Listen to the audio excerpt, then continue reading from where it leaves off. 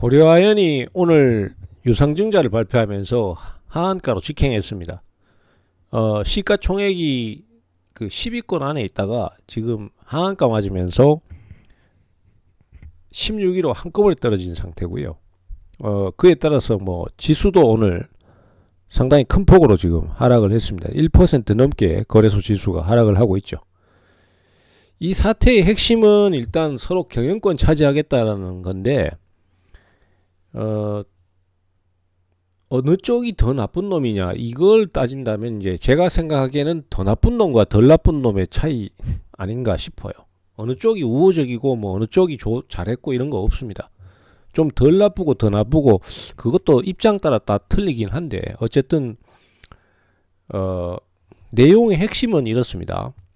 그 영풍에서 고려아연 지분을 매입하겠다고 해가지고 이제 얘기가 나왔던 거고, 그 다음에 영풍이 혼자서는 안 되니까 이제 MBK 파트너스를 끌어들인 거잖아요.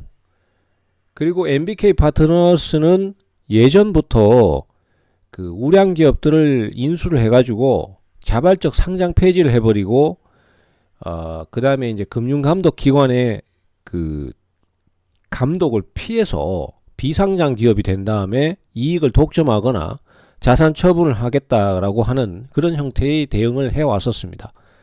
그래서 소위 말하는 이제 우리가 흔히 얘기하는 기업 사냥꾼이나 마찬가지인 셈이죠. 그러면서 막대한 부를 쌓아왔고요.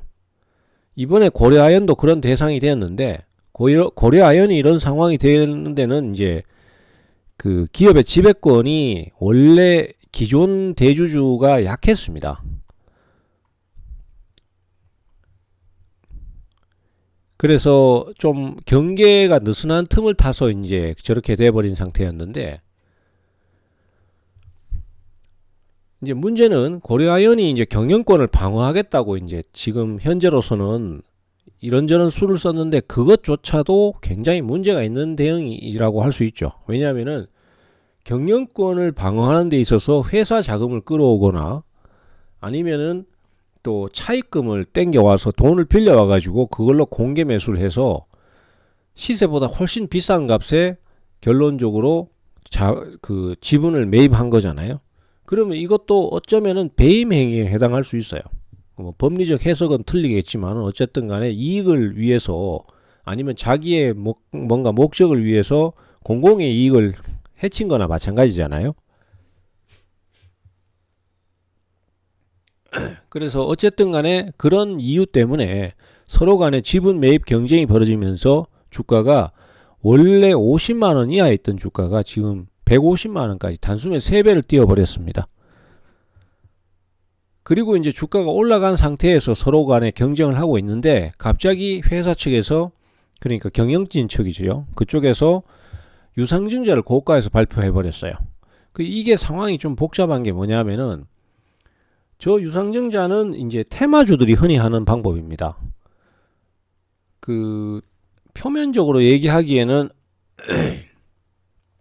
유상증자의 자금 그 사용 목적은 채무 상환, 거기에 2조 3천억을 쓰고 그 다음에 시설 자금에 1350억을 쓰겠다고 하는데, 이 채무라는 게 뭐냐면은 이 고려아연의 지분을 매입하기 위해서 돈을 빌려온 그 돈을 유상증자를 통해서 갚겠다는 거거든요. 그러니까 이 상황이 얼마나 복잡하고 좀 뭔가 좀 황당합니까? 그죠? 그리고 저렇게 해서 이제 유상증자를 실시하면은 주가가 급락을 하잖아요. 그러면은 그 급락을 하게 되는 상황에서 고가의 단타를 치려고 개인들이 들어가는 사람들은 뭐 100% 손해 볼 것이고, 이제 경영진 입장에서는 당연히 유상증자를 한다고 하니까 단타들도 빠져나가고 기업 가치를 희석을 우려한 그런 매물도 나오고 하니까 주가가 많이 떨어질 거란 말이죠. 그러면은 거기에 따라서 싼 가격에 이 지분을 매입을 할 수 있습니다. 지금 현재로서는 할인된 가격이, 모집 가액이 67만 원이에요. 67만 원이면은 굉장히 낮은 가격이거든요.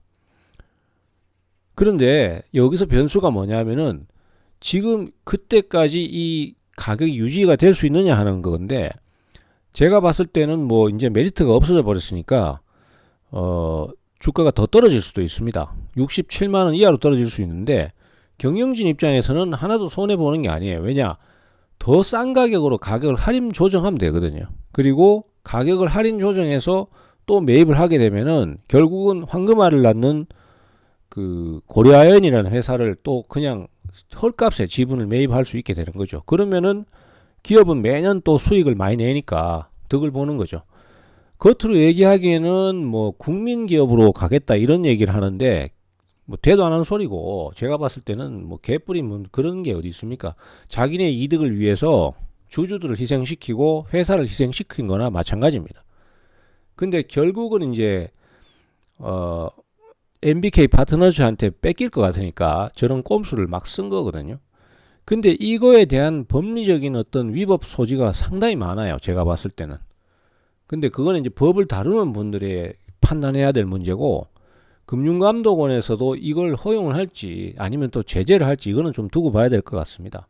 어쨌든 간에 지금으로서는 고려아연 같은 경우에 그 당분간은 매도가 좀 더 지속되면서 주가가 더 하락할 것 같고, 더 하락했을 때 더 떨어져도 상관없고 덜 떨어져도 상관없는데, 경영진 입장에서는 결국 중간에 낀 개인들만 손해를 보는 거예요. 물론 개인들도 여기서 중간에 사서 수익을 낸 사람도 많겠죠. 그리고 득을 본 사람도 많겠지만은, 저기 위에서 샀다가 그냥 좀 얻어 걸리기 식으로 좀 수익을 내려고 들어갔다가 완전 덤태기 쓰게 되는 사람들도 상당히 많습니다. 그래서 지금 고려아연 종목 게시판에 가보면은 게시판 폭발하고 있습니다. 여기 보면은 그 클린봇이 이용자 보호를 위해 숨긴 게시글입니다. 이런 게시글이 엄청 많아요.